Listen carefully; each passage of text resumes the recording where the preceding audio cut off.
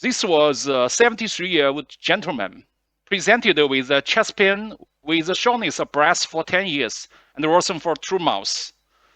Comorbidity including essential hypertension, severe COPD, and also CKD with a 3-stage. After admitted, laboratory examination show elevated BNP and also EGFR less than 60. ECG show complete right bundle branch block. After risk stratification, ST score was 10%, which means it's a high-risk patient for surgery procedure. So this is a baseline TTE echocardiography for this patient. Actually, you can see from the 4-chamber view and the 3-chamber view, it's a typical severe aortic stenosis with the increased velocity of the aortic valve flow. For the velocity of maximum of the aortic valve is 4.2 millimeter per second. Mean gradient was 42 millimeter mercury, and the aortic valve only 0.89. Of course, before we make a decision how to select the valve size, we should perform a CT analysis. Actually, this is a baseline CT. It's a typical tricuspid aortic valve. You can see the total calcium volumes was more than 400, which means it's a moderate calcification. And also the aneurysm diameter was 27. And also you can see in terms of LVOT diameter is 28. Decision was made to perform TAVR procedure for this typical high-risk aortic stenosis patient. We will use general anesthesia with the TE and the angio guidance, and from the right femoral approach. According to the CT analysis, the annular diameter was 27. So decision was made to select 29 Tonus elite valve. It's a self-expanded valve, domestic Chinese valve. The left femoral artery, we use a pigtail at the aortic root to guidance the valve implantation. So actually, my colleague had used a stiff wire with a straight wire across the valve and put a pigtail at the left ventricular. So next step, I think I will use a round crest wire, put this wire into the left ventricular as a guide wire for the device. So the valve size, according to the CT analysis, the oversize ratio 1.1. So decision to make select 29 valve for this case. This is a bicuspid. Although there are 3 sinus, but the left coronary leaflets and non-coronary leaflets are fusion with obviously calcified raphe. So this is a type 1 bicuspid aortic valves, and the 3D TEE alive can prove this and can see vividly. And by echo, we use the semi-automatic program to measure the annulus of the aortic valve. So the aortic valve perimetry of the annulus is about 81 millimeters, and concordance with the CT results. So, Junjie, now I say you have finished the predilation. So tell us usually how much is the inflation duration? Actually, it's aortic stenosis patient. During balloon inflation, the total output is 0. So for me, at most 5 seconds. Yeah.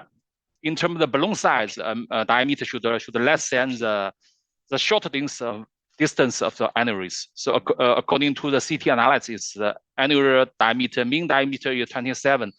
The longer distance is 32. The short distance is 24. So that's why I selected 23 balloon. So usually balloon diameter greater than 20 millimeter, right? Yeah. Good. So next step, as we decided, we select 29 Tonus elite self-expanded valve. From which company? 苏州 is domestic 苏州佩嘉 company. So you see now advanced valve. So for this case, I will implant it with a high position, avoid high degree AV block after TAVR procedure. If the valve is diving, maybe we can advance the wire.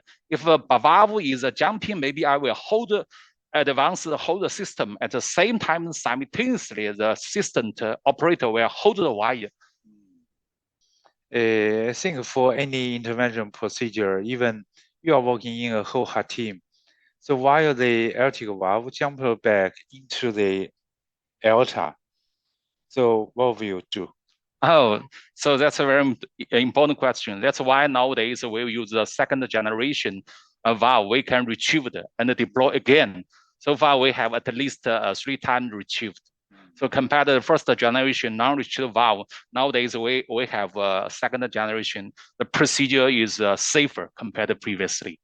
But on the other hand, once the valve jump into the LV, so I think there will be no way to get the device from LV by intervention procedure, right? Yes, if after the totally deployed, it's jumping into the ARV, it's a disaster. So, but for this case, I think the risk may be low because the aortic valve leaflet is also a severe stenosis, which will limit the valve jumping up during the procedure. Because you are following zero line, do you have any concern about the occlusion of the coronary artery by the valve? Yeah, that's another very important point of the TAVR procedure. That's why I think the most important is to prevent coronary obstruction during the TAVR procedure. According to the baseline CT analysis, this patient was associated with enlarged SOV, and the coronary high is more than 50 millimeter, which means it's a low risk of the coronary conclusion during TAVR procedure. Okay. So right now, what are you waiting for? Okay, I'm waiting your guideline. So now, if you permit, I will perform the procedure. Please deploy it gradually. Do you need one more test? Yeah, one more test, please. Small test. Okay, good. Still is zero online. Yeah.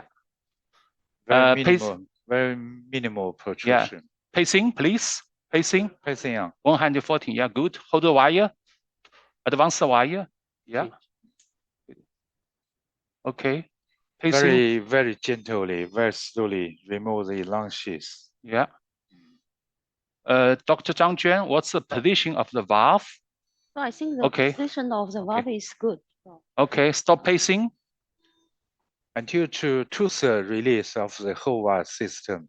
So you still have the chance to retrieve the system. Now it's about 4 to 5 millimeter below the annulus. Yeah. Let's take a picture here. The BP is still low. We'll wait a little time for the cardiac recovery. From the cine, from the angio, you can see, I think the position is good. Good. I think it's good. So right now, almost 1 to 2 millimeter protrusion. Yes. Okay. That's good. Because this whole system is very rigid. So once the lung lease was pulled back, so do you have any impulse or moving forward of the valve into the LV? Yeah, at this time you can see I hold the wire and make advance the whole system, make the valve more coaxial, the aortic root. Very stable. Yeah. Very stable. So at this time I will double check from the TE. What's the implantation? Is that too high? Yes, looks higher than before. Yeah. You mean the valve? You mean the regurgitation? The regurgitation is mild. I think it is because due to the have not totally released the program. Right. Now regurgitation is decreased much more from the test. So now you can see I advance the whole system and made the valve to more close to the big curve aorta, made it coaxial. At this time you can see a valve a little diving into. Right. So I think after full release of the valve, I think everything will be much more better. Yeah. So Zhangjian, how about the position at this time? Is the valve all below the annulus? Yes. Yes. But I think it's zero position. So, Zero is so be what I carefully. okay. Not jump into the aorta. Yeah. Okay. Cannot be high, more higher. Okay. Let's take one more picture. 10 cc. Good. Coronary artery looks much better. Yeah. No obstruction, no pinch. Yeah. Okay. I think the position is good. So I decided to deploy the valve. I agree. Chief. So still gently pacing 140. Pacing on. 释放。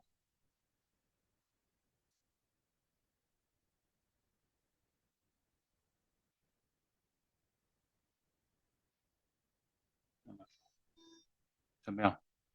张娟位置怎么样？好的，It's okay. Now I think the pressure is still a little bit high. Yeah, 116. Okay, good. Good. Yes. No change. Okay. No change means no worsening, no worsening of regurgitation. Okay. Now I think we totally release the valve, and the position is stable. Stop pacing. And starch. Usually, Junjie, do you have any experience? I mean, from passing out to the hemodynamic recovery. Usually does the patient need how long time of the recovery? I think because we have a BP monitor, I think usually at least 30 seconds. 30 seconds. Yeah. So I think there will be another very interesting researching point. I mean, the recovery duration from pacing off to the hemodynamic wonderful recovery could predict the possibility of pacemaker implantation and clinical outcomes. Yes, I think. So far, I think almost 45 seconds. Yeah. So the recovery of dynamic is very slow. Yes. But during the pre-dilation using 23 millimeter balloon, recovery is very fast. Yes.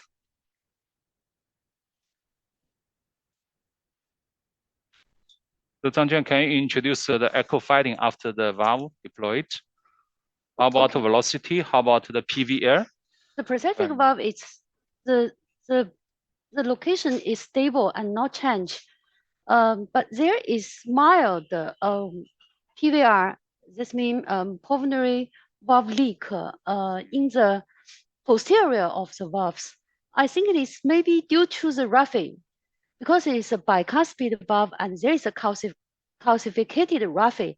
Maybe the roughing blocks the expand of the valve. So maybe the post dilation can be useful for this patient. Okay. So this is a non-bicuspid aortic valve disease. So Junjie, usually how many percentage of post dilation required? So actually, depending on the baseline anatomic, especially for a BAV case and so with the severe calcification roughing, we routinely do the post dilation. But for tricuspid and also less calcium, I will only use a valve deployment. So the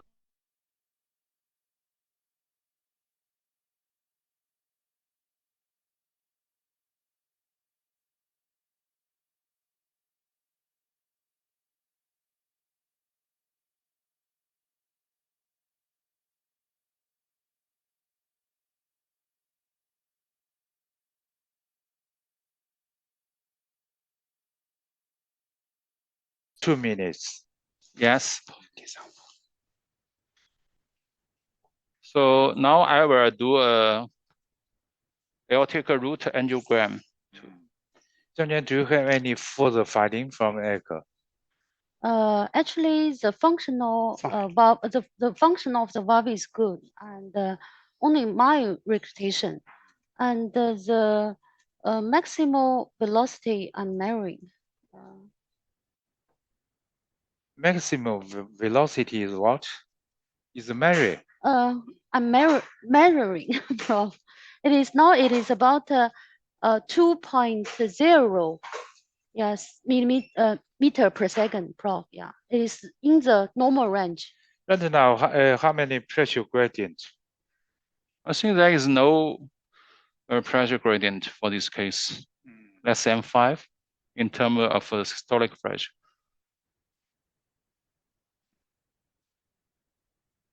Around 5 to 6 Yeah. mmHg. So baseline pulmonary arterial pressure was 43 or 44, right? Yes, from the echocardiography.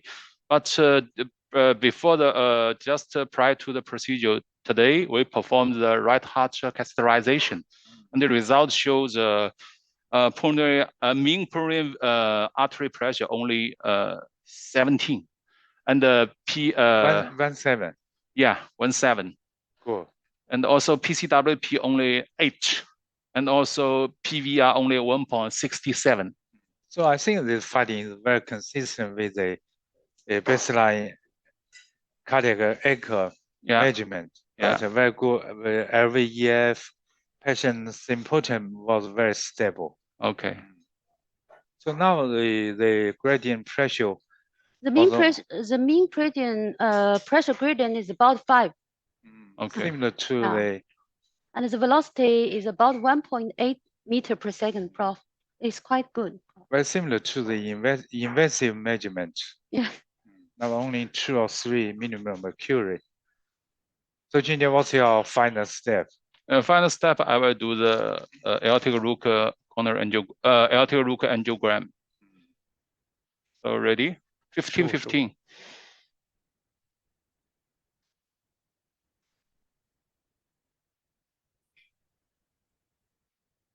Very mild regurgitation. Yeah, very mild regurgitation. Junior, could you find the PVR? I mean, per valve regurgitation. Yeah, there is mild PVR, yeah, regurgitation. On the upper reach, right? Yeah, so maybe we can go to another view, LAO view, to separate the right coronary and the left main.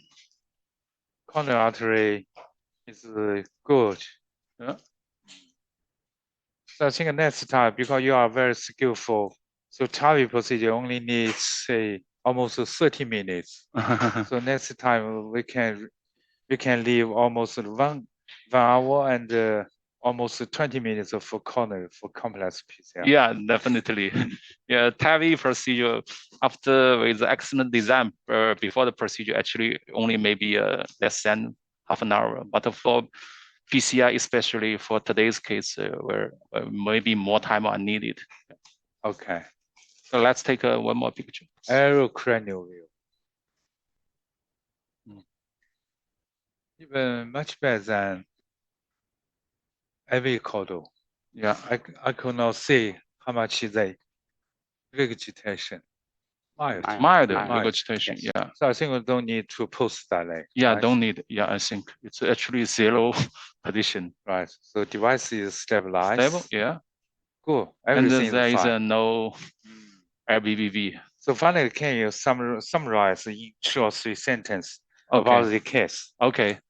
So today's case is a typical severe aortic stenosis with a high risk for surgical procedure. So we perform TAVI for this case. And considering the baseline ECG is right bundle block. So for this case, I think we decided to use high position deployment, avoiding pacemaker implantation rate. So during the procedure, also this case is CKD with a 3-stage. So during the procedure, we use TE guidance to reduce the contrast consumed to decrease the risk of a CI. So final result shows excellent result. So good valve deployment at the 0 position, just at the aneurysm level, and with a mild regurgitation. And the ECG, there is no change, which means no need a pacemaker implantation.